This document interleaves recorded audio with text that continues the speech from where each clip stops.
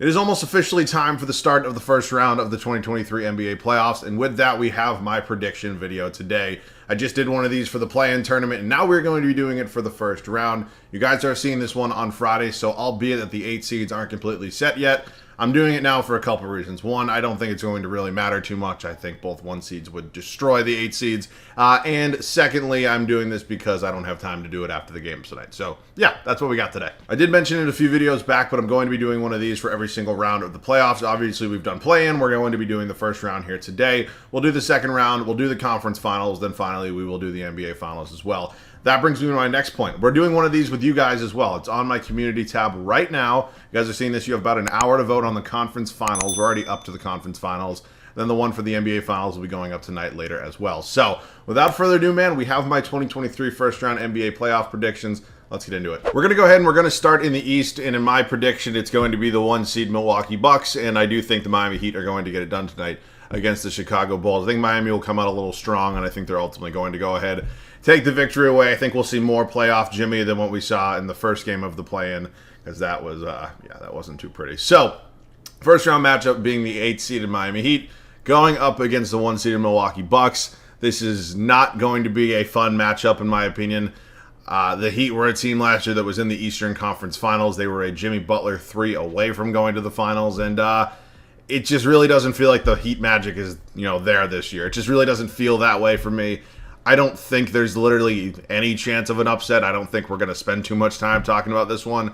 But for me, I've said it before, I'll say it again. I think Giannis is the best player in the world. I think this supporting cast they have on the Bucks is going to be really, really crucial come playoff time, and I ultimately think they get it done over the Miami Heat in 5 games. You have the 2-seeded Boston Celtics going up against the 7-seeded Atlanta Hawks. I was actually surprised that Atlanta got it done against Miami. They actually looked pretty good out there against Miami when that play-in game the other night. And yeah, now they have to match up with the defending Eastern Conference champions. So for me, this isn't a hard one either. I have Celtics in 5. I'm just going to say it right now. I'll explain to you, I guess, a little bit why. The Hawks are a team that, albeit wasn't in Eastern Conference Finals just 2 years ago, they really just don't have that guy that's going to go out there and help you pull off an upset like this. I think Trae Young is a phenomenal player, and I think his supporting cast is honestly pretty good, but I still think there are a couple moves and potentially a couple years away from kind of going over the hump and getting to that serious contender. And that might be a bold statement considering they were in an Eastern Conference Finals 2 years ago, but that's just kind of how I feel about this team right now. I don't see them as a threat at all in the East.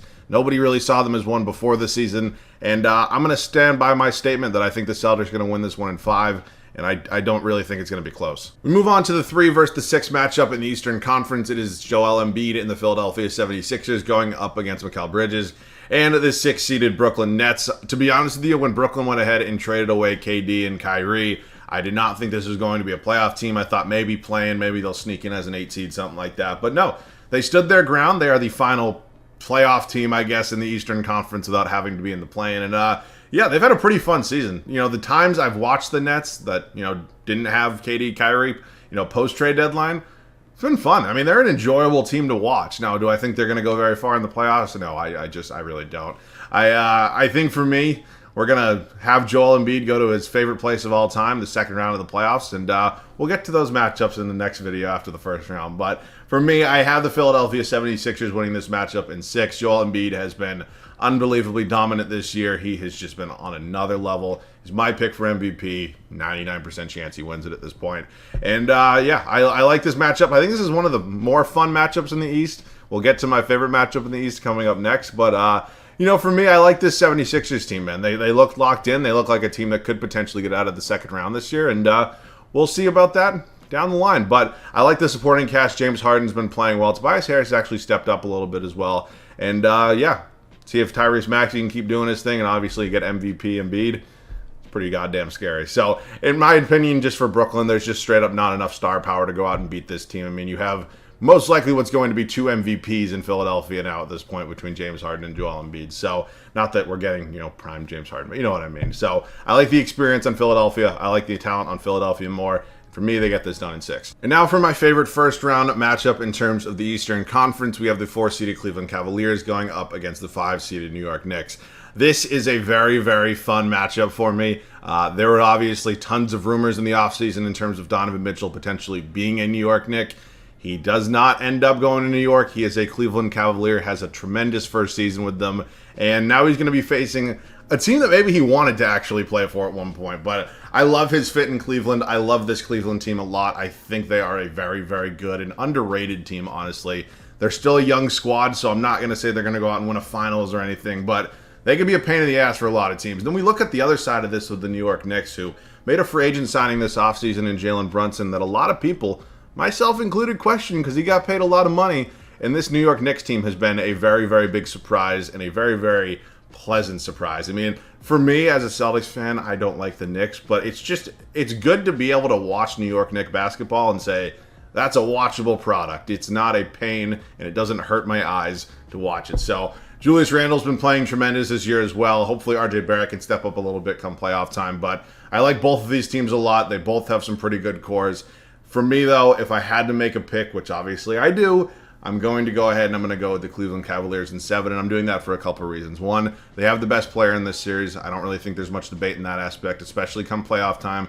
Donovan Mitchell performs at an extremely high level, and I'm going to stand by that man because he is a very, very bad man come playoff time because he just goes to a different level. I don't think he gets enough credit for how good he actually is, and yeah, man, I like this Cavs team a lot. They have a potential defensive player of the year in Evan Mobley. They have another great rim protector in Jarrett Allen, Darius Garland. I like the depth here a lot on both sides of these teams. And for me, I just think home court advantage is going to play a huge factor in it as well. I do see the Cavs getting it done in 7, but this is my favorite first-round matchup. And to be honest, I wouldn't be too surprised if it went either way. Moving on to the Western Conference, which is definitely my favorite conference in terms of playoff matchups. I think these ones are a little bit less predictable than the East. And yeah, man, we'll just start out with the 1 versus the 8 seed. I think ultimately Oklahoma City is going to get it done tonight. They were my kind of sleeper pick, if you will, in terms of making the playoffs as the 8 seed. Hopefully that wasn't confusing. I'm not picking them over the Denver Nuggets. I think Denver does get this one done in 5. I think Nikola Jokic is going to take just another step in terms of his playoff performances this year. I don't know if they're a championship team there in Denver, but they are the 1 seed in the West. They have home court advantage throughout the Western Conference playoffs, and they are a very good team. I'm not going to sit here and pretend they're not. Aaron Gordon's been good this year. MPJ stepping up a little bit. Good to have a healthy Jamal Murray back. We all know how good he can be in the playoffs. And for me, I like this Denver team potentially in 5 games. I think they get it done. I'm not picking any sweeps this year. I think it's just too hard to sweep with these teams in the playoffs this year. I mean, you saw the Celtics sweep the Nets last year. That's a completely different scenario. That Brooklyn team was completely dysfunctional. But I think if any series potentially has the option to sweep, I think it's either going to be Milwaukee versus Miami or potentially Denver versus Oklahoma City. And yeah, that makes sense. They're the 1 versus the 8 seed. That makes sense. So I have Oklahoma City coming out. If another world, if Minnesota plays, I also have the Denver Nuggets in 5 games. Again, I just think this team is too good. I think they're going to take that next step this year. I like Denver a lot this year, but I like them in 5 in this series. Moving on to officially my favorite playoff matchup so far of the entirety of the first round. I'm going to stand by this statement. I think this is going to be a tremendously entertaining series, and I'm really looking forward to it. It's the 2-seeded Memphis Grizzlies going up against the 7-seeded Los Angeles Lakers. Ton of storylines for both of these teams throughout the year, obviously in Memphis. They had the problems with Ja Morant, which really, really sucked, but it's good to see him back out on a basketball court. Los Angeles started 2-10, made some crazy moves at the deadline, and they have emerged as a really, really talented team and a potential threat in the Western Conference. So this is a super entertaining matchup. This is not your typical 2 versus 7 seed in the West. I think this is almost going to play potentially like a conference finals environment. This just feels like such a fun matchup for me. And so I had a tough time making my pick for this one. I do believe it will go 7 games, and I am going to go with the Memphis Grizzlies in 7 games. Now, I'm sure I have Lakers fans already scrolling to the comment section to comment, and I want to explain a little bit why I truly do believe this team's going to get it done in 7. When I look at the matchups on the court, no, I'm not going to sit here and pretend that there's anybody on the Memphis Grizzlies that's going to straight up be able to cover LeBron, because that's just not going to happen. I think Jaren Jackson Jr. can help a little bit in terms of Anthony Davis, which I think will help. But when I look at this Memphis team and some of the adversity they've gone through, they lost in the second round of the playoffs last year. They had the issue with Ja Morant this year.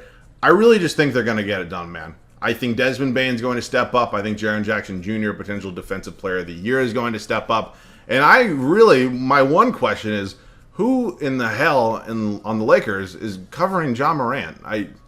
I genuinely don't know. I'm not sitting here saying the Lakers defense is bad, because it's not a bad defense at all. It's actually a good defense For me, though, I just don't know who they're putting on John Morant. So that's my take right now, man. I'm not going to be surprised if the Lakers do get this one done, though. But for me, this is going to be a really, really fun series. But I do have Memphis in 7. The 3 versus 6 seed matchup is another really interesting one for me. You have the defending NBA champion in the Golden State Warriors as the 6 seed. And you have a team in the Sacramento Kings who has not made the playoffs since the invention of the iPhone. So this is literally a historically, potentially offensive matchup. I mean, this is just a crazy, crazy matchup. I would probably be willing to bet the over in every single game. But this is a matchup really, and I think come playoff time, you really actually start to see this out in the court, is experience. And unfortunately for Sacramento, they don't have that experience right now.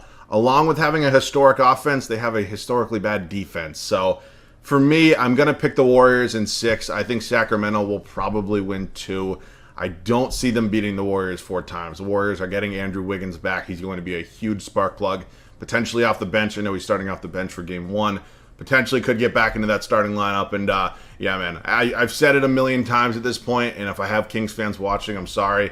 I am never going to doubt Steph Curry in the playoffs. I'm just not going to do it. It's just, it doesn't feel like something I can do at this point after watching what he did to my Celtics last year. I just can't do it. So I like this Warriors team a lot, man.